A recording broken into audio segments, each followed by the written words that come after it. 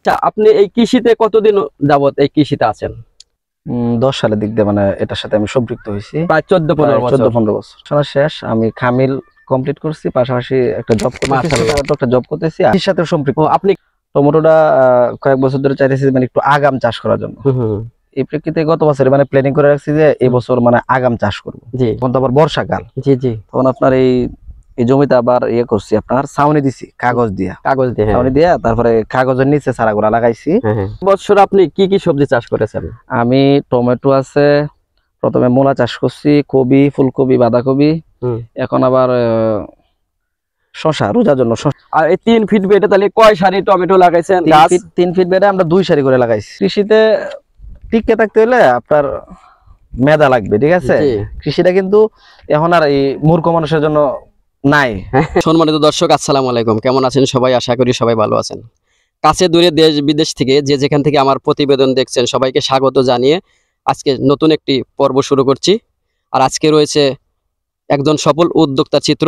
আর এই সফল উদ্যোক্তার চিত্র তুলে ধরার জন্য আমি আসছি কিশোরগঞ্জ জেলার পাকুন্দিয়া উপজেলার কোদালিয়া গ্রামে।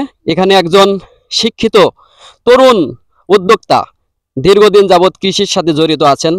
কৃষি নিয়ে তারা কাজ করছেন, বিভিন্ন শীতকালীন সবজি, বিভিন্ন ফসলাদি চাষ করে আসছেন। তবে আজকে দেখাবো একটা ভিন্ন একটা চিত্র। আমি তাদের একটা সফল উদ্যোক্তার যে চিত্রটা তুলে ধরো সেটা হচ্ছে টমেটো চাষ। তাদের টমেটো ক্ষেতে এ পরিমাণ ফলন হয়েছে, আপনারা দেখলেই বুঝতে পারবেন যে আসলে কি ধরনের কি রকম ফসল হয়েছে, এই টমেটো ফলন হয়েছে। আজকে এই টমেটো চাষের উপর বিস্তারিত তুলে ধরার চেষ্টা করব। সে পর্যন্ত আমাদের সাথেই থাকুন। আসসালামু আলাইকুম ভাই। ওয়ালাইকুম আসসালাম ওয়া রাহমাতুল্লাহ। কেমন আছেন ভাই? জি আলহামদুলিল্লাহ ভালো। প্রতিভা উদ্যোক্তার খোঁজে ইউটিউব চ্যানেলের পক্ষ থেকে আপনাকে স্বাগতম। ধন্যবাদ। শুরুতে আপনার পরিচয়টা দিন। আমার নাম মোহাম্মদ শামসুল ইসলাম সুমন। বাড়ি হইতেছে আপনার কিশোর জেলা পাকুন্দিয়া থানা চন্ডিবাসা ইউনিয়ন এবং কোদালিয়া গ্রাম। কোদালিয়া গ্রাম। আমাদের একটা কৃষি গ্রুপ আছে, কৃষকের পান কৃষি পরিবার। ওই পরিবারে আমি আপনার ছোট ভাই রোমানের একটা পোস্ট দেখি যে এই টমেটো চাষের ব্যাপক ফলন হয়েছে। এই টমেটো চাষ আমি সেই ঢাকা থেকে আসছি আপনাদের এই ক্ষেত দেখার জন্য এবং আপনাদের এই সফলতার চিত্র তুলে ধরার জন্য। আচ্ছা, আপনি এই কৃষিতে কতদিন যাবত এই কৃষিতে আছেন? আসলে কৃষিতে তো আমি 2010 সালের দিক দিয়ে মানে এটার সাথে আমি সম্পৃক্ত হয়েছি। প্রায় 14-15 বছর। জি। আসলে এই তার আগে কি করতেন আপনি? আমি তো স্টুডেন্ট ছিলাম। পড়াশোনা শেষ, আমি খামিল কমপ্লিট করছি, পাশাপাশি একটা জব করতেছি আর কৃষির সাথে সম্পৃক্ত। আপনি একটা জব করেন, মানে মাশাআল্লাহ আপনি তো ভালো একটা এই গ্রাজুয়েশন ডিগ্রি, সর্বোচ্চ ডিগ্রি আপনি অর্জন করেছেন, কামিল ডিগ্রি। মাশাআল্লাহ আপনি যে একজন শিক্ষিত মানুষ হয়ে চাকরির পাশাপাশি দেশের জন্য কাজ করতেছেন। কৃষক এই পণ্যগুলা যদি কৃষকরা যদি আবাদ না করে বাজারে তো হাহাকার লেগে যাবে, আমরা তো এই পণ্যগুলা পাবো না।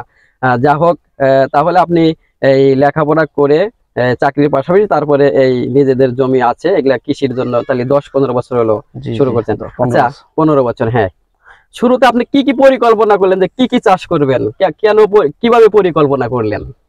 আসলে বিষয়টা হচ্ছে আপনার টমেটোটা কয়েক বছর ধরে চাইতেছি মানে একটু আগাম চাষ করার জন্য। এই প্রেক্ষিতে গত বছরে মানে প্ল্যানিং করে রাখছি যে এই বছর মানে আগাম চাষ করব। জি। তখন আপনার এই অক্টোবরের দিকে ক্ষেত রেডি করলাম, তখন তো আবার বর্ষাকাল। জি জি। তখন আপনার এই জমিতে আবার করছি, আপনার ছাউনি দিছি কাগজ দিয়ে। ছাউনি দিয়ে তারপরে কাগজের নিচে চারাগুলা লাগাইছি। তখন তো আবার বৃষ্টি ছিল। জি। এভাবে লাগাইছি, পরে আপনার অনেক গাছ মারাও গেছিল। এদিন আবার রোগ বালাই একটু বেশি, বুঝছেন? প্রায় কৃষকের জমি নষ্ট হয়ে গেছে, মরে গেছে গাছ। এটা মানে কোনো স্প্রে মানে কাজ করে না, ঠিক আছে না? অনেক মরে গেছে। তাই যাই হোক, আমার ক্ষেত্রে অন্যদের তুলনায় মোটামুটি মাশাআল্লাহ ভালোই। হ্যাঁ, এই তাহলে এবছর আপনি কি কি সবজি চাষ করেছেন? আমি টমেটো আছে, প্রথমে মূলা চাষ করছি, কবি, ফুলকপি, বাঁধাকপি, এখন আবার শশা, রোজার জন্য শশা চাষ করছি। টমেটো চাষ করেছেন তাহলে কত বিঘা? আপনার টমেটো এখানে হচ্ছে আপনার প্রায় 13%। 13%, বুঝছেন? আরেকটা জমিতে আছে, ওইখানে আপনার ওই মনে হয় যে 10% না, হেন 13%। ওইটাতে মানে ওইটাও গুড়িতে উঠে গেছে, গুড়ি দিয়ে মাছা দিয়ে দিছি। আর ওই যে ওই জমিটাও আমার, ওইখানে আপনার মনে হয় যে 20% 20% হইব। হ্যাঁ টমেটো। হ্যাঁ। আচ্ছা, এই টমেটো গাছের বয়স কতদিন হয়েছে? এটার বয়স হয়েছে আপনার 3 মাস এই 10 দিনের মতো। 3 মাস 10 দিন না? তাহলে আপনারা লাগাইছিলেন কোন মাসে? অক্টোবরের 1 তারিখ। অক্টোবরের 1 তারিখ রোপণ করছি। আপনারা চারা রোপণ করেছেন? চারা রোপণ করছি। আচ্ছা, নিজেরাই চারা উৎপাদন করেছেন নাকি? চারাগুলা আমরা নিজেরাই উৎপাদন করি, কিন্তু তখন মানে চারাও মারাইতে পারি না, তখন আরেক জায়গা থেকে কিনে। এটা কি জাতের টমেটো? এটা আপনার মালিক সিডের TM028। মালিক সিডের TM028। জি। মাশাআল্লাহ, এটা তাহলে 3 মাস 10 দিন বয়স হয়েছে। কতবার হারভেস্ট করেছেন? হারভেস্ট করছি আপনার মনে হয় যে 4 বার। 4 বার না? 4 বারে তাহলে কি পরিমাণ টাকা মানে আয় হয়েছে? 4 বারে আপনার মনে হয় যে 40,000 টাকার মতো বিক্রি করছি। আর আপনার টোটাল খরচ হয়েছে কত? টোটাল খরচ হয়েছে আপনার আমার মনে হয় 10,000 টাকার মতো খরচ হয়েছে টোটাল। আর লেবার টেবার দিয়ে আর একটু বেশি হবে নিজেরা? এরকমই না? বেশি হবে না।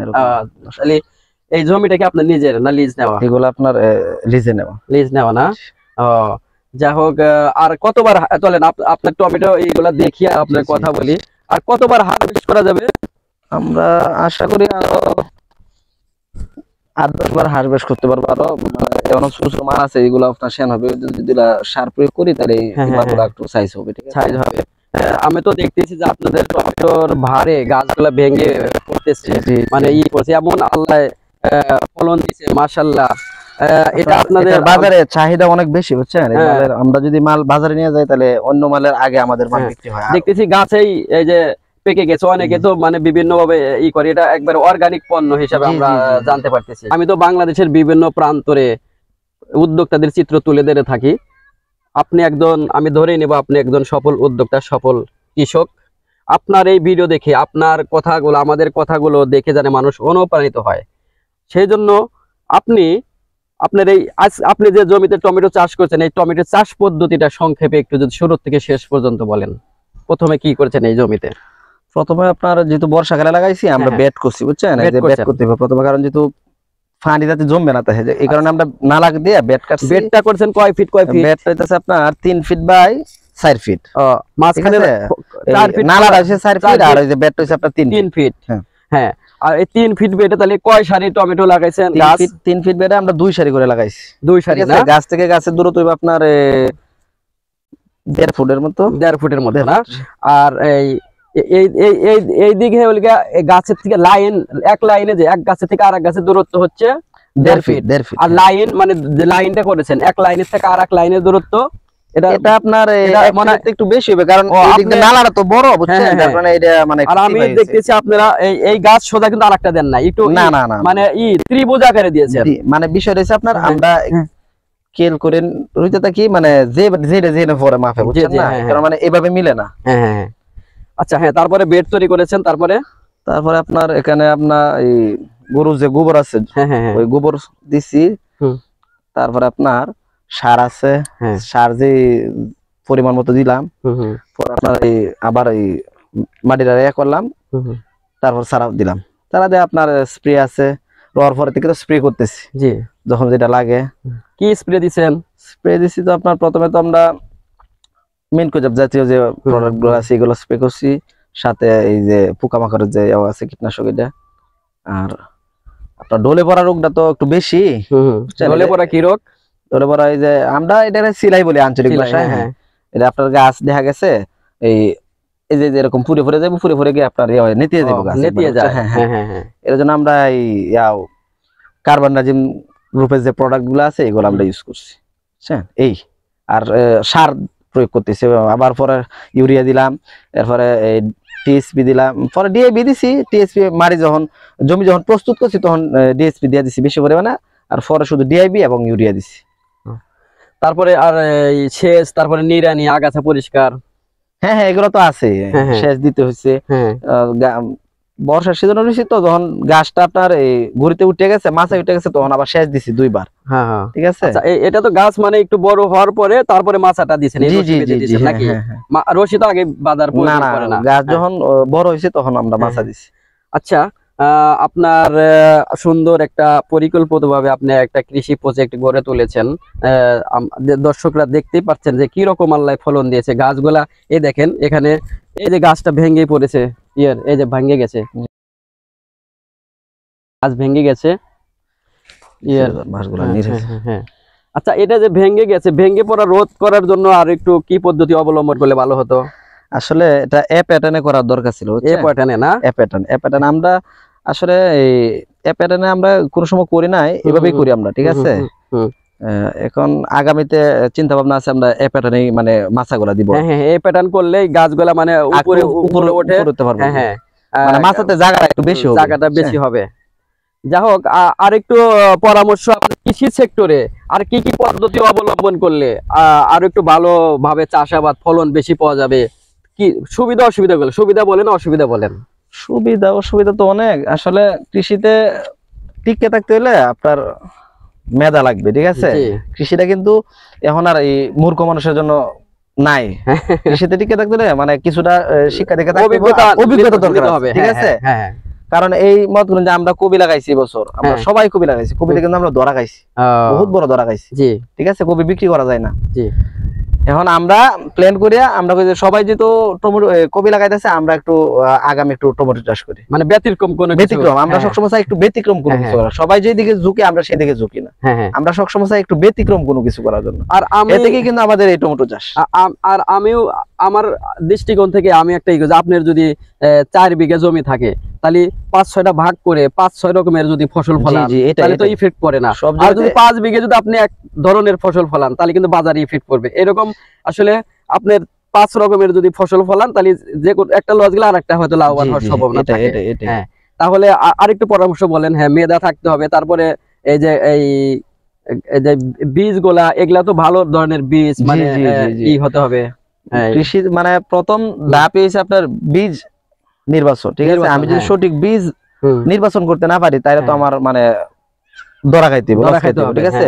প্রথমত আমার ভালো জাত নির্বাচন করতে হবে, ভালো জাত নির্বাচন করতে হবে এবং আমাকে প্রচুর মানে পরিশ্রম শ্রম দিতে হবে, ঠিক আছে। পরিশ্রম সৌভাগ্যের প্রসূতি। এটাই পরিশ্রম করলে যে কোনো কাজে আপনি সফলতা হওয়ার সম্ভাবনা থাকে বেশি। হ্যাঁ, যত্ন করলে রত্ন মেলে। আপনারা এই তিল করে এই 2 ভাই মিলে আপনারা যত্ন করেছেন বিদায়, দুইজনই শিক্ষিত ভাই, আপনারা এই মেধাবী মানুষ বিদায় আপনারা এই সুন্দর একটা ফসল ফলাতে পেরেছেন। যদিও আল্লাহ দান করেছে কিন্তু নিজেদের চেষ্টা থাকতে হবে, তাই না? যে কোন আল্লাহ মানুষকে সর্বশ্রেষ্ঠ জীব, কোনটা এই ধরেন এটার একটা রোগ বালাই হলে কি ওষুধ দিতে হবে, কোন সময় সেচ দিতে হবে, এই ধারণাগুলো থাকতে হবে। যা হোক, আপনি একজন অনেকগুলা ফসল এবার চাষ করেছেন। আমি পুরা আপনার প্রজেক্টটাই আমি আমার ভিডিওতে দেখানোর চেষ্টা করব ছোট ছোট করে। দর্শক, আমাদের ভিডিওটা কেমন লাগলো জানি না। যদি আমাদের ভিডিও ভালো লাগলে লাইক কমেন্ট শেয়ার করবেন, আর আমাদেরকে পরামর্শ দিবেন কি ধরনের ভিডিও আপনারা পেতে চান, কমেন্টে জানাবেন। আমি সেই ধরনের ভিডিও করতে চেষ্টা করব। ধন্যবাদ সবাইকে। আপনাকে অসংখ্য ধন্যবাদ যে আপনার মূল্যবান সময় আমাকে দিলেন। আপনাকে অনেক অনেক ধন্যবাদ। আপনাকে ধন্যবাদ।